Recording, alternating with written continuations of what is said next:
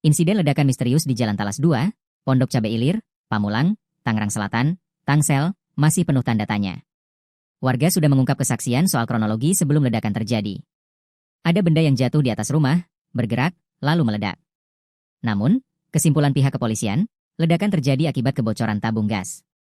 Diberitakan sebelumnya, ledakan yang belum diketahui penyebabnya, menghancurkan 3 rumah dan membuat belasan rumah di sekitarnya mengalami kerusakan. Ledakan pada sekira pukul 5.20 WIB itu mengakibatkan 7 orang dilarikan ke rumah sakit.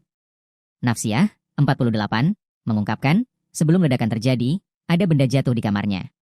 Benda tersebut seperti berjalan di plafon rumah, lalu tiba-tiba meledak. Namun ledakan terjadi di rumah lain, sekitar 30 meter di depan rumah Nafsiah.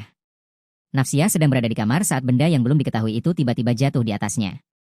Setelah ledakan, Nafsiah melihat genting rumah tetangganya sudah berjatuhan dan pecah di tanah.